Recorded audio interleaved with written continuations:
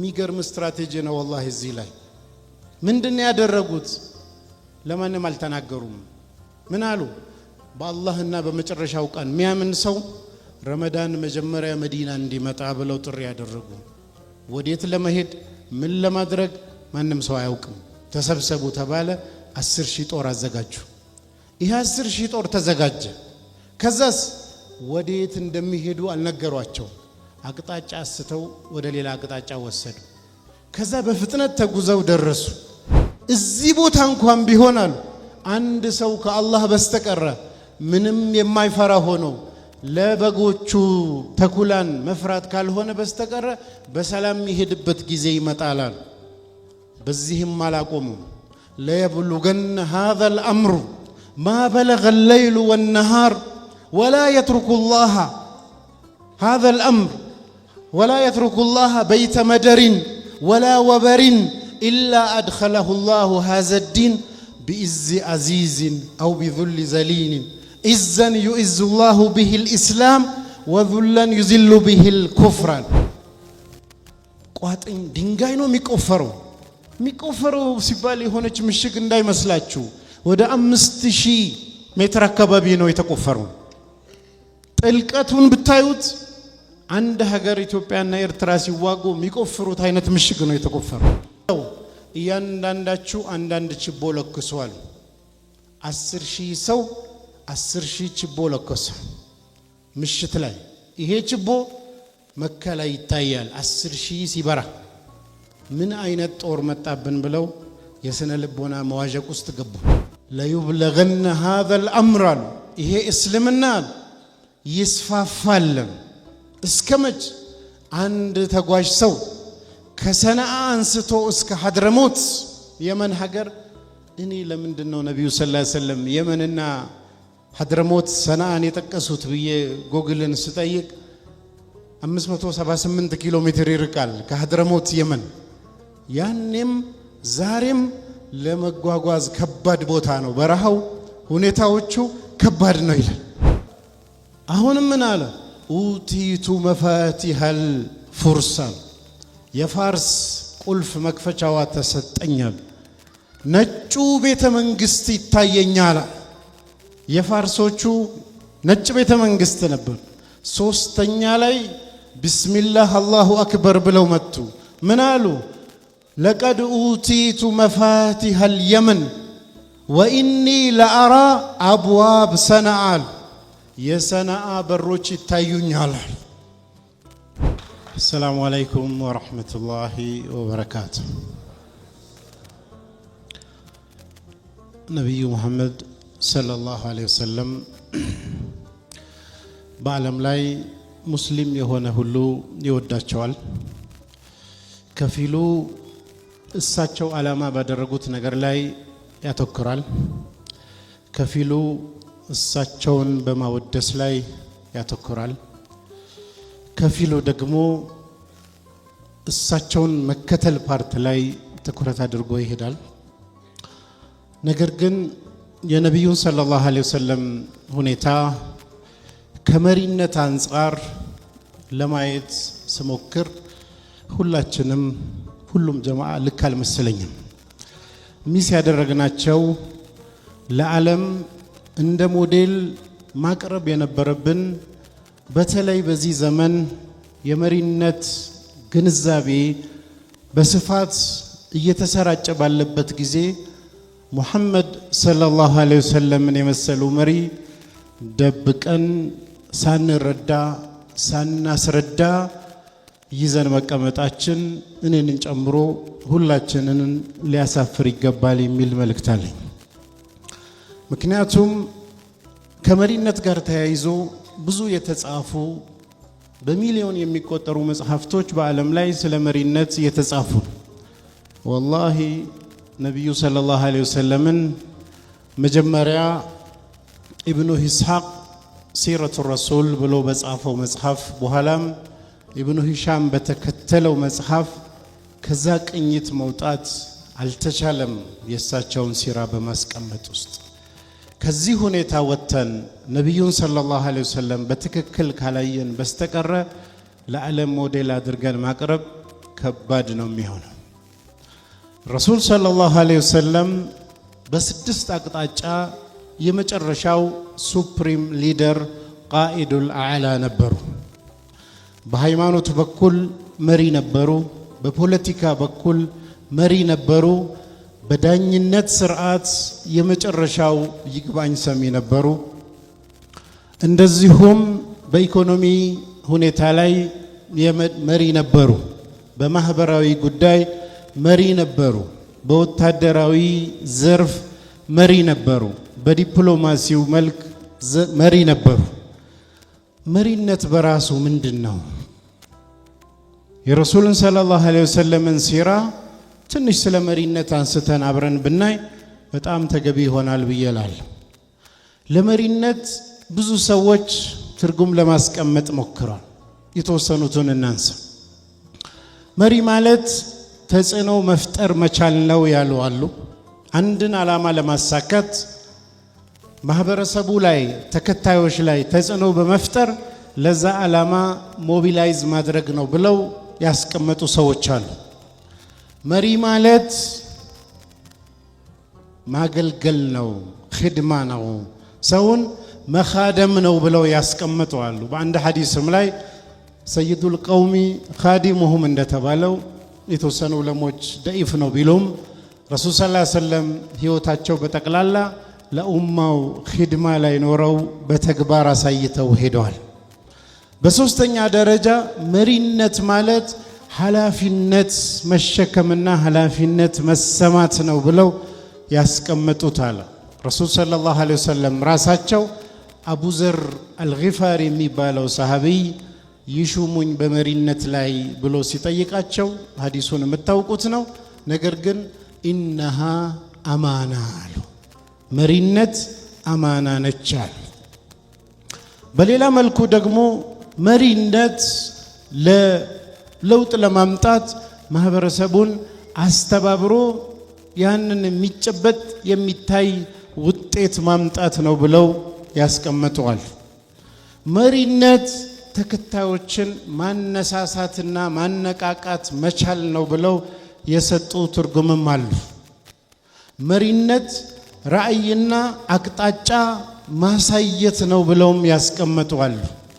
መሪነት መወሰንና መከተል ያለበትን ለተከታዮች ማመላከት ነው ብለውም ያስቀምጣሉ። እየቆጠርን ብንቀጥል በሁሉም ክራይቴሪያ የአላህ መልእክተኛ ሰለላሁ ዐለይሂ ወሰለም በሚገርም ሁኔታ ነጥረው ይወጣሉ። አስቡት፣ መካ ላይ እያሉ ጭቆና በዛባቸው፣ ፈተና በዛ፣ መቋቋም አልተቻለም። ሰሃቦቻቸውን ወደ ኢትዮጵያ እንዲሸሹ አደረጉ። ወደ ኢትዮጵያ ሲሸሹ ብዙ ጊዜ የምንተርከው ፍሬም ምንድነው? ማምለጥ ነው፣ ጭቆና ነው። ግን ነው ወይ እሱ ብቻ ነው ወይ የሚል ከፍ ያለ ጥያቄ የሚያስነሱ ነገሮች አሉ። ምክንያቱም መካ ላይ የነበሩት ተከታዮቻቸው በአምስተኛው ዓመተ ነብይነት በመጀመሪያው ሂጅራ 12 ወንዶችና 4 ሴቶች፣ በሁለተኛው ዙር 83 ወንዶችና 18 ሴቶች ወደ ኢትዮጵያ መጥተዋል። ከዓመት በኋላ ወደ ኢትዮጵያ ከመጡ ከዓመት በኋላ የሰለሙ ሰሃቦች መካ ውስጥ የነበሩት ሐምዛ 39ኛ ላይ ሰለመ፣ ዑመር 40ኛ ላይ ሰለሙ። 40 ተከታዮች መካ አሉ። ኢትዮጵያ 101 ተከታይ አላቸው። ይሄን ስናይ በተለይ ደግሞ እነዚህ 101 ሰሃቦችን መጨረሻ ምን ደረጃ ደረሱ ብለን ተከትለን ህይወታቸውን ስናይ ሪዘርቭ ኃይል የመቆጠብ ፕላን ቢ የማዘጋጀት ሁኔታ እንደሆነ ሰሃቦቹን ተከትለን ዑስማን ኢብኑ አፋን፣ ኢብኑ አብዱላህ ኢብኑ መስዑድ፣ ሌሎቹንም ሰሃቦች ቆጥረን ስናያቸው እነዚህ ሰዎች ኢትዮጵያ ቆይተው ተመልሰው ሄደው የሰሩትን ታሪክ ስናይ የሚገርም ነው። ሌላኛው የነብዩ ሰለላሁ ዐለይሂ ወሰለም ምን ያህል ፕላን እንደሚያደርጉ እንደሚያቅዱ የምናይበት ሁኔታ በጣም የሚገርም ነው። ጊዜ ስለሌለ ነው እንጂ ብናይ በጣም አስገራሚ እቅድ የማውጣት ችሎታ ነበራቸው። እንደምታውቁት ከመካ የአላህ ነቢይ ሰለላሁ ዐለይሂ ወሰለም ከአቡበከር ጋር ሁለት ሆነው በድብቅ ተሳደው ሸሽተው ወዴት ሄዱ? ወደ መዲና ተሰደዱ። መዲናም ሄደው አልተዋቸውም።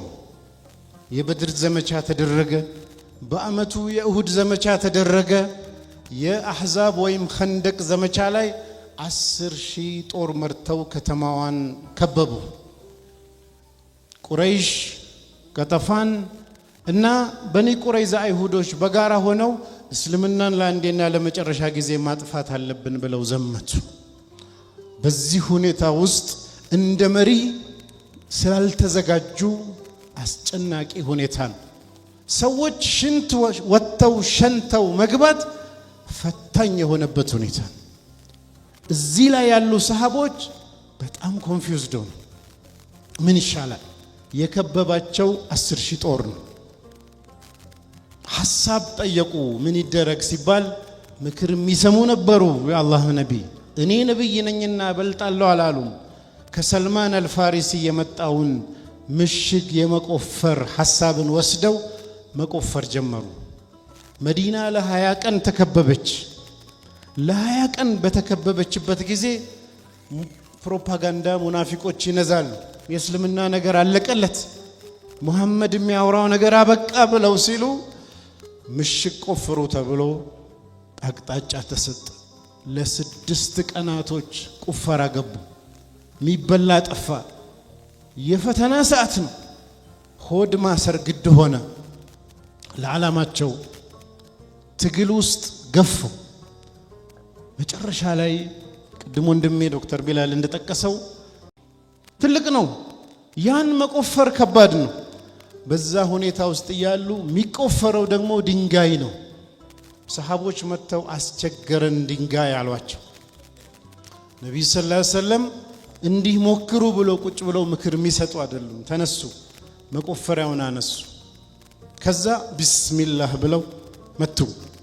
1/3 ተፈረከሰ። ያኔ ምን አሉ? የአላህ መልእክተኛ ሰለላሁ ዐለይሂ ወሰለም እዚህ ጋር በቁፈራ ለደከመው ሰሃባ ወሬ የሚያቀብል ጠላት፣ ለፕሮፓጋንዳ የሚነዛ ሙናፊቅ ይሄ ሁሉ አለ። ተስፋ ቆርጠው ጭንቀት ባለበት ሰዓት ላይ ወደፊትን አሻግረው እንዲያዩ አላሁ አክበር ኡጢቱ መፋቲህ ሻም የሻም ቁልፎች አሁንም ምን አለ? ኡቲቱ መፋቲሃል ፉርሳን የፋርስ ቁልፍ መክፈቻዋ ተሰጠኛል። ነጩ ቤተ መንግስት ይታየኛል። የፋርሶቹ ነጭ ቤተ መንግስት ነበር። 3ኛ ላይ ቢስሚላህ አላሁ አክበር ብለው መጡ። ምን አሉ? ለቀድ ኡቲቱ መፋቲሃል የመን ወኢኒ ለአራ አብዋብ ሰነአል የሰነአ በሮች ይታዩኛል። ምንድነው የሚያወራው ሙሐመድ? እዚህ ጋር ተከበን በዚህ አህዋል ላይ ያለን የሚል የተሰማቸዋል። መካ ላይም ጭቆና ውስጥ ያሉ ኸባብ ኢብኑል አረት የሚባል ሰሃቢይ መጣ። ፈተና በዛብን፣ ጭቆና በዛብን፣ መከራ በዛብን፣ አትለምንልንም ወይ? አላ ተስተንሲር ለና አላ ተድኡ ለና አላህ እንዲነስረን አትጠይቅልንም ወይ? አላህ እንዲያግዘን ዱዓ አታደርግም ወይ? እስከ መቼ? ይሄ ፈተና ለነብዩ ሰለላሁ ዐለይሂ ወሰለም አቤቶታ ስሞታ ሲቀርብላቸው ካፖርታቸው ላይ ካዕባ ስር ደገፍ ብለው ነበር ቀና ያሉ። እሳቸው ትናንት ያለፈውን ታሪክ ያውቃሉ። ወደፊት የሚካሄድበትን ይረዳሉ። በዚህ አህዋል ውስጥ አሉ ከናንተ በፊት የነበሩ ሰዎች አሉ። አንድን አማኝ ሰው ይይዙና ጉድጓድ ቆፍረው ጉድጓዱ ላይ ያስተኙታል። መጋዝ አምጥተው ከአናቱ አንስተው 2 ቦታ ይሰነጥቁታል። በብረት ሙሽጥ ስጋውና አጥንቱን ለመለየት ይሞሽጣሉ። ይሄን ማድረጋቸው ከዲኑ ላይ አልመለሰውም አሉ። በዚህም አላቆሙም። ለዩብለገነ ሃዘል አምር አሉ።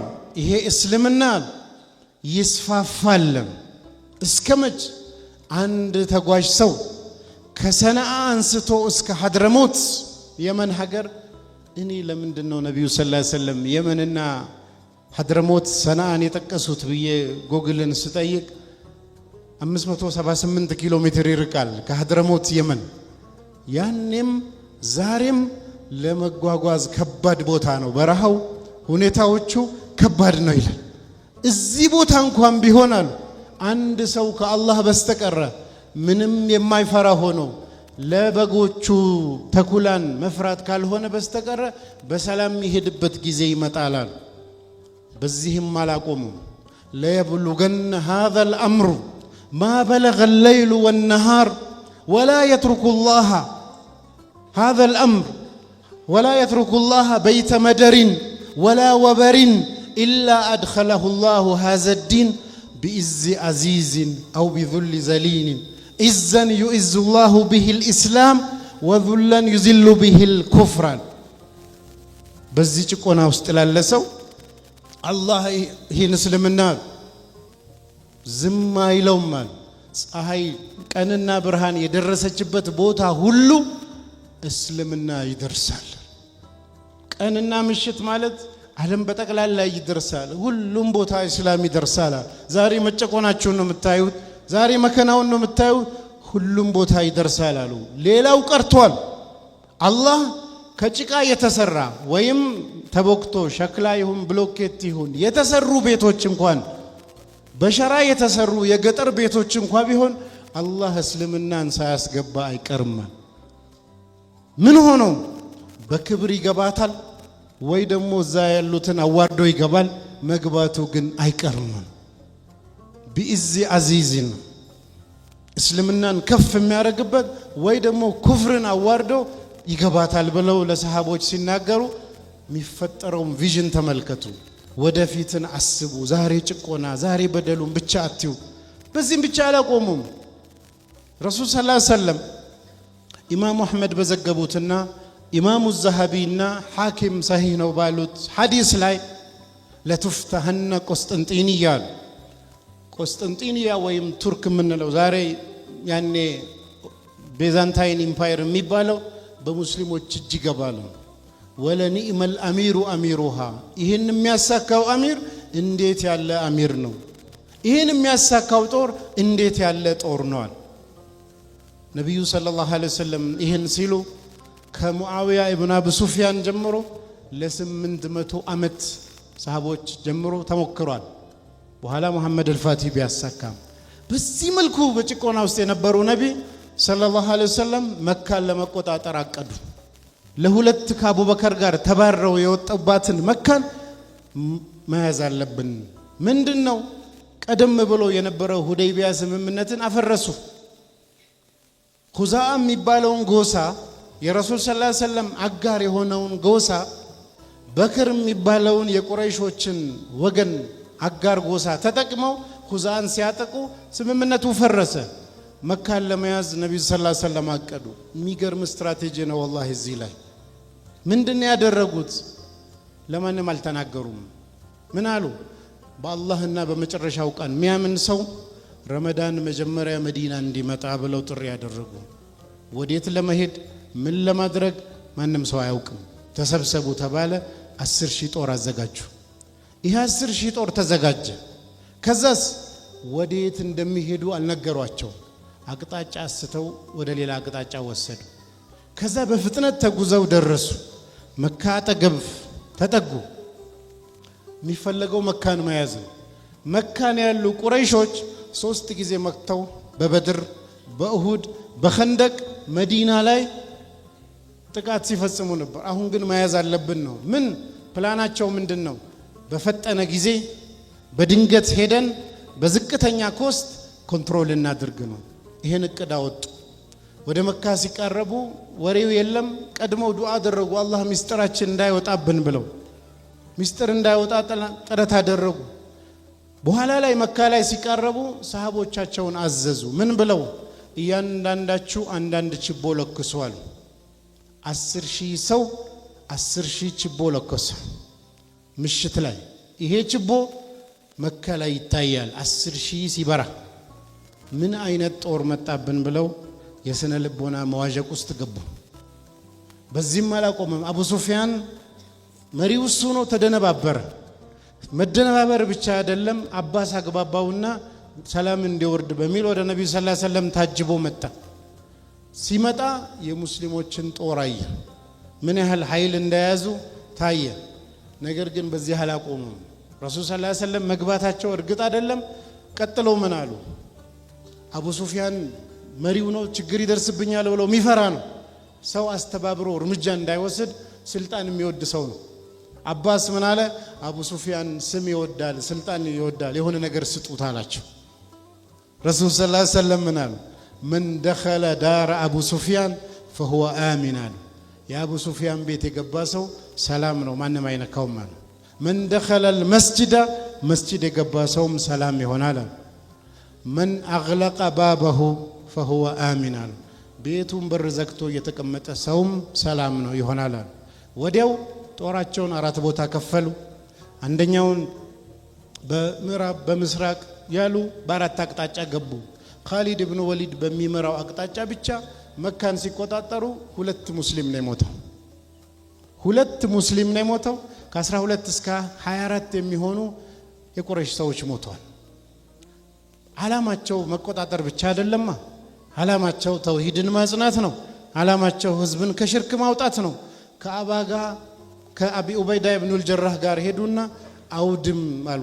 360 ከአባ ዙሪያ ያለውን ጣዖት አስወገዱ። ቆመው እሳቸው እንደ መሪ ይሄ ስራ ሲሰራ وقل جاء الحق وذهق الباطل ان الباطل كان زهوقا የመካ ሰዎች እንዳያጠቁ እንዳያምጹ 10,000 ጦር መምጣቱ ከባድ ነው። ግን ነገ ሌላ ዙር ጦርነት እንዳይኖር የነብዩ ሰለላሁ ዐለይሂ ወሰለም ስትራቴጂ ምንድነው? ቢላልን ጠሩና ካዕባ ላይ ወጥተው አዛን አርጋሉት። በዚህም አላቆመም። የመካ ሰዎች ተሸነፍን ተያዝን ብለው እንዳይሸበሩ ሲስተማቲካሊ ማኔጅ ምን አረጉ? አልኡመራ ሚን ቁረይሽ መሪ የሚሆኑት ከቁረይሽ ነው አሉ። አልአዛኑ ሊልሀበሻ አዛን የሚያወጡት ደግሞ ሀበሾች ናቸው አሉ። አቡ ሱፊያን እድሜው ሄዷል፣ ስልጣን ነበረው።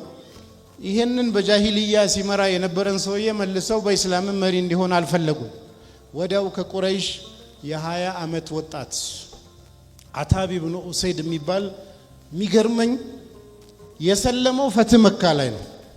ሰልሞ አህዋሉን አዩና የመሪነት ኳሊቲ ያለው ጠሩትና የመካ ገዢ ያደረጉት። አብሮ የመጣ 10,000 ጦር ውስጥ አላረጉ። ለምን? በውጭ ኃይል ተያዝን በቁጥጥር ስር ዋልን የሚል ሳይኮሎጂ እንዳይኖር። ይሄን ካደረጉ በኋላ ምን አሉ? ሙዓዝ ኢብኑ ጀበልን ቃዲ ያደረጉ። አቡ ሙሳ አልአሽዓሪን አስተምራቸው ዲን አሉ። የካዕባ ቁልፍ መያዝ ለሚገባቸው መብታቸው እንደተጠበቀ ነው። ይሄን ሁሉ አድርገው ሰርፕራይዝ በሆነ ድንገቴ በሆነ አቅጣጫ ኃይላቸውን በታት ነው የስነ ልቦና ጦርነት ተጠቅሞ በሁሉም መንገድ ረሱል ሰለላሁ ዐለይሂ ወሰለም ኮንትሮል አረጉ። ጊዜ ስላለቀ አንዲት ነገር ተናግሬ ያቆማል። የአላህ መልእክተኛ ሰለላሁ ዐለይሂ ወሰለም ይሄ ሁሉ አመት ለፍተው የመሪነት ቦታ ላይ ብዙ ሰዎችን ለማፍራት ጥረት አድርገዋል። አብረዋቸው ከነበሩት መሃል ትልቅ እድሜ ያለው አቡበከር ሲዲቅ ነው። ሌላው በጠቅላላ 10 ቤትና 20 ቤት በጠቅላላ ወጣቶች ናቸው። እነዚህ ወጣቶችን መሪነት እንዲይዙ እንዲለማመዱ ብዙ ሰዎችን ሾመዋል። ነገር ግን እሳቸው ሲሞቱ ማን ይተካቸው?